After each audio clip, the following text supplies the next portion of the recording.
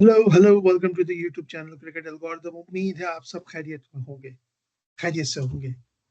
तो अब world cup के बस इख्तितामी मराहिल, या कह सकते हैं सबसे उन मैचेस का इंतजार हो रहा है जिसका हम सबको एक ऑलमोस्ट एक महीने से इंतजार था।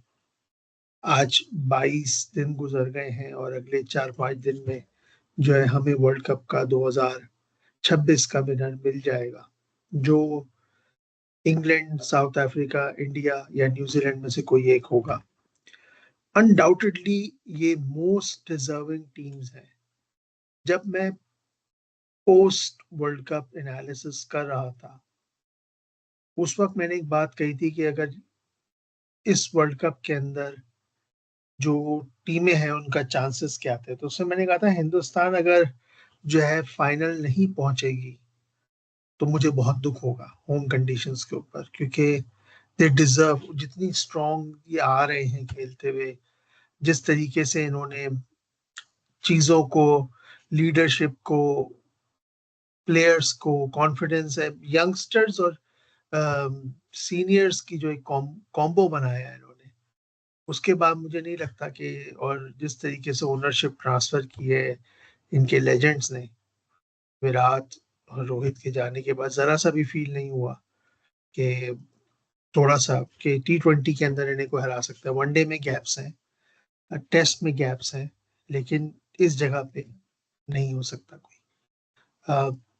साउथ अफ्रीका जब ये खेलने आए थे पाकिस्तान, तो इन्होंने अपने कुछ यंगस्टर्स को चांस दिया था। मैं ऐसा कहा था, कॉबिन बोश और ब्रेविस और फरेरा, मैंने तीन प्लेयर से फरेरा लीड कर रहा था T20 के, बहुत टूस कॉम्पिटिशन हुए थे।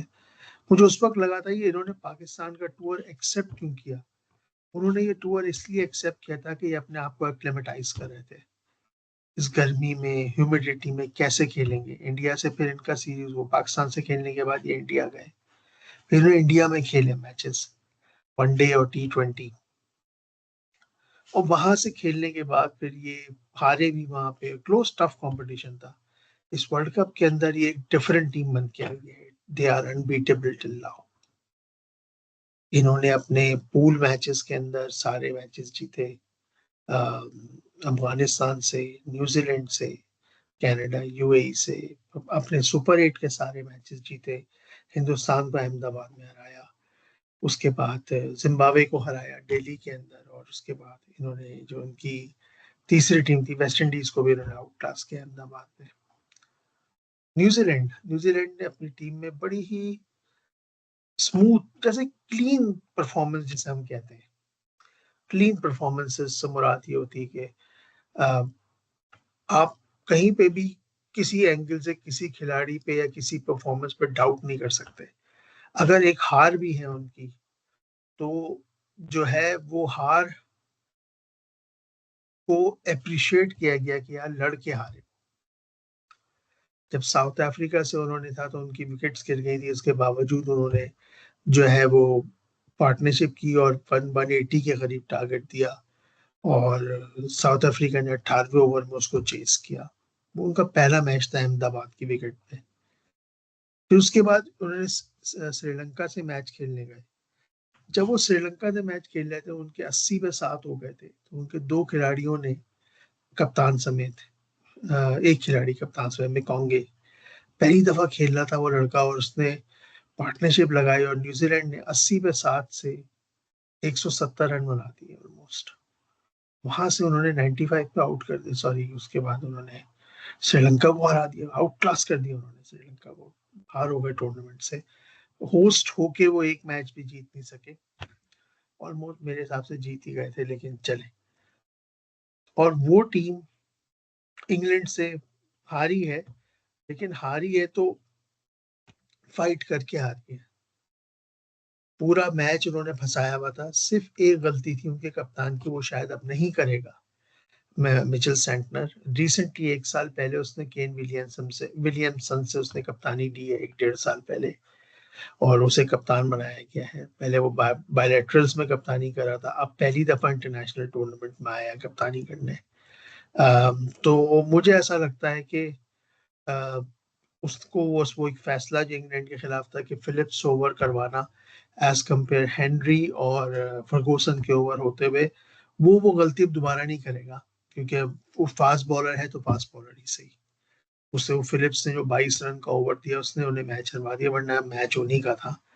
But better luck next time वाली बात है। उसके बावजूद वो श्रीलंका ने पाकिस्तान को से हार भी गया, लेकिन रन रेट के बिहाफ पर वो ऊपर आ गए and they deserve to be in this place. और मुझे उम्मीद है कि वो जो है वो तड़ने वाला साबित नहीं होंगे साउथ अफ्रीका के लिए। They will be a very tough competition.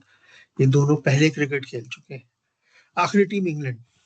England की टीम को मैंने हमेशा से कहा कि वो लड़खड़ाती हुई टीम है इस टूर्नामेंट की, लेकिन इस टीम को मैं सबसे डेंजरस कहता हूँ और इसको कुछ एडवांटेजेस भी है। इसने इस वर्ल्ड कप के अंदर हर वो मुश्किल सिनारियों को फेस किया है जो कि एक टीम को करना चाहिए। इसने पहला मैच नेपाल से 10 रन का डिफेंड किया, ओवर सैम करन ने। उसके बाद इन्होंने चाहे वेस्ट इंडीज से ये मैच हार गए, लेकिन इन्होंने सिर्फ 15-20 रन के मार्जिन से हारे इनका जो मैच था। फिर उसके बाद इनका स्कॉटलैंड से मैच हुआ तो उन्होंने 200 नहीं, सॉरी, इन्होंने आई थिंक सो स्कोर, हाँ, इन्होंने एक स्कॉटलैंड ने 155 बनाए। इनकी विकेट गिर गई थी शुरू में 4-5, और फिर वो सैम करन की पार्टनरशिप लगी पैथल के साथ और उन्होंने वो 156 रन चेज किए। इटली के खिलाफ मैच हुआ, इटली ने इनको फंसा लिया था। विल जैक्स ने, जो इस टूर्नामेंट में 4 बार मैन ऑफ द मैच हुआ है, उसने 22 बॉलों में 50 रन की इनिंग खेल दी और सडनली जो टारगेट 160 170 लग रहा था वो 205 हो गया, और 170 इटली ने बना भी लिए थे ऑलमोस्ट, और वो बाई 30-35 रन से जीत गए। तो बड़े लड़खड़ाते हुए सिनेरियोज हैं। और इनका मैंने जैसे परसों के बाद जब न्यूजीलैंड सॉरी और इंग्लैंड का मैच हुआ, मैंने कहा इनका हर मैच में एक नया मैच विनर आ रहा है। कभी हैरी ब्रूक आ जाता है, कभी फिल सॉल्ट आ जाता है, कभी बेथिल आ जाता है, कभी विल जैक्स आ जाता है, उस दिन रेहान अहमद आ गया। तो ये ऐसी टीम ज्यादा खतरनाक होती है जिसके बारे में पता ना हो कि आज मैच विनर कौन होगा। जोफ्रा आर्चर जो है वो विकेट लेना शुरू कर गया है। सैम करन शुरू से फॉर्म में था। लॉसन डॉसन, राशिद और जैक्स का बेहतरीन स्पिन ट्रायो चल रहा है इस वक्त। और थोड़ा सा ओवरटन को काम करना है, लेकिन वो भी बाबर आजम जैसे टाइप के प्लेयर अगर मिल गए उसे तो वो खड़का देगा सेमीफाइनल में। अब हम बात करते हैं इसमें से इंग्लैंड की टीम को थोड़ा, इंडिया के तो है ही एडवांटेज होम का, छोटा सा डिसएडवांटेज दूंगा जो कि एक प्रोफेशनल टीम के लिए मैटर नहीं करता। वो ये कि इंग्लैंड ने, सॉरी, साउथ अफ्रीका ने अपने 95% मैचेस जो है 90% मैचेस अहमदाबाद में खेले। 10% मैचेस उन्होंने जो है वो शायद एक दिल्ली में खेला है, शायद दिल्ली में खेला है कि उन्होंने, या खेला। न्यूजीलैंड ने अपने सारे मैच चेन्नई में खेले थे और एक मैच खेलने साउथ अफ्रीका से वो अहमदाबाद आए थे। और ये अब खेलने जा रहे हैं मेरे ख्याल से कोलकाता। हाँ, कोलकाता जा रहे हैं। कोलकाता में इन दोनों ने एक भी मैच नहीं खेला, ना इन्होंने, जो साउथ अफ्रीका ने, ना न्यूजीलैंड ने। और मैं ये नहीं कह रहा कि इससे किसी प्रोफेशनल टीम को फर्क पड़ता है, लेकिन it will be some kind of difference. West Indies ने इस ग्राउंड में आज जहां मैं, सॉरी, जो सुपर 8 का लास्ट मैच हुआ था, उस मैच के अंदर, मतलब वेस्ट इंडीज ने अपने सारे मैचेस, मेजॉरिटी मैचेस वहीं खेले थे उसी ग्राउंड में। उसके बावजूद वो टीम जो थी अच्छी बॉलिंग पे स्ट्रगल कर गई।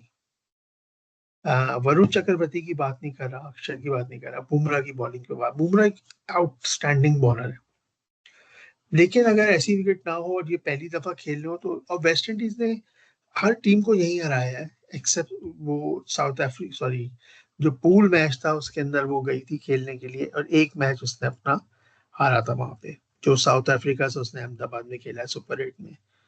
अब वो दूसरा मैच भी हार गई साउथ वहां पर, लेकिन ये कि वो इतना एक्लेमेटाइज थी कि उसने सारे अपने जो ग्रुप के मैचेस थे, जो यहाँ से इटली से, आई थिंक इंग्लैंड से, और जो भी थे वो सब उन्होंने कोलकाता में खेले थे। इन दोनों ने नहीं खेले हुए, इतना फर्क नहीं पड़ता, लेकिन it could be a new ground for them in terms of world cup playing as compare to England. England ने अपने सारे मैचेस सारे ग्राउंड्स में खेले हुए, वानखेड़े के अंदर उस बंदे इंग्लैंड की टीम ने अपना पहला मैच खेला, इन्होंने अपना स्कॉटलैंड से या इटली से भी दूसरा मैच वहीं खेला। फिर ये कोलकाता गए मैच खेलने के लिए एक वेस्ट इंडीज के साथ। फिर उसके बाद इन्होंने एक मैच शायद अहमदाबाद में भी खेला है या दिल्ली में खेला है। तो वानखेड़े की विकेट पे 2 या 3 मैच खेल चुके हैं इसी वर्ल्ड कप के अंदर। फिर कोलंबो भी गए खेलने के लिए, लेकिन कोलंबो जाने से पहले ये श्रीलंका से सीरीज खेल के आ चुके थे। तो उन्हें वानखेड़े की कंडीशंस का आइडिया है एज कम्पेयर टू मुंबई के प्लेयर्स को नहीं है। जैसे हार्दिक, तिलक और सूर्या को या ईशान किशन को जितना पता होगा वानखेड़े की विकेट का, लेकिन फिर भी इन्होंने 2 मैचेस वहां खेले। उन्हें पता है बॉल कितना तेज आती है, किस वक्त टर्न मिलता है, किस वक्त थोड़ा सीम होता है। थोड़ा बहुत कंडीशन से यूज हो जाएंगे। मजा आएगा इन मैचेस को देखने के लिए। ये मेरे हिसाब से टीम की एनालिसिस थी। अम, कल मैच है जनाब, बुध को मैच है साउथ अफ्रीका वर्सेस न्यूजीलैंड। जुमेरात को है इंडिया वर्सेस इंग्लैंड। पहले मैच का प्रीव्यू ले लेते हैं कि मेरे हिसाब से south Africa has an upper as, लेकिन न्यूजीलैंड जो है ना, वो जब नॉकआउट्स में आती है तो एक अलग ही टीम होती है। फिन एलन, मिचेल साइफर, दोनों बहुत ही ब्लिस्टरिंग ओपनर्स हैं, धमाका करते हैं। पिछले मैच में भी ऑलमोस्ट 30-40 रन का स्टार्ट दे दिया था उन्होंने इंग्लैंड के खिलाफ। 70 रन का, सॉरी, 6 ओवर में 70 रन का स्टार्ट दे दिया था उन्होंने। और वो दोनों के आउट होने के बाद फिर पार्टनरशिप लगना मुश्किल हो गई थी मिडिल में। उससे पहले वाले मैच में रविंद्रा जो है वो चल गया था फिलिप्स के साथ। उस दिन रविंद्रा नहीं चला तो फिलिप्स चल गया था। फिर नीचे की तरफ अगर आप देखें तो चैपमैन है उनके पास, मिचेल है। मिचेल थोड़ा ऑफ कलर है, इस पूरे वर्ल्ड कप के अंदर वो नहीं चल रहा। उससे पहले जब इंडिया की सीरीज थी तो सिर्फ मिचेल ही चल रहा था, जिसने उन्हें वनडे सीरीज जितवाई थी।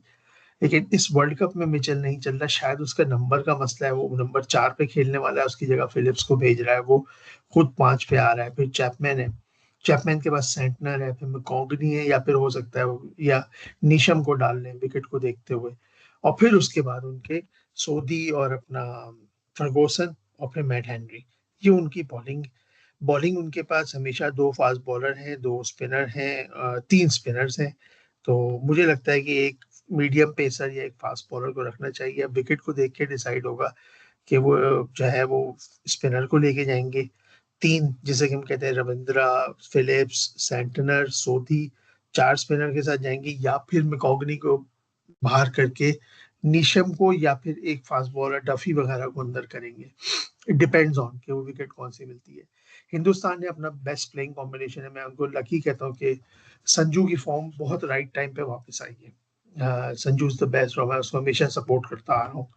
तो Sanju and Abhishek should play some sensible shot. वो जो है वो अ, इस स्पार्क है इस वक्त टीम का। अगर उसके जो है वो 20 बॉलों पे अगर 40 रन भी आ गए ना, संजू के 20 बॉलों पे 40 रन आ गए, तो इंडिया 200 ठोक, 250 ठोक देगा।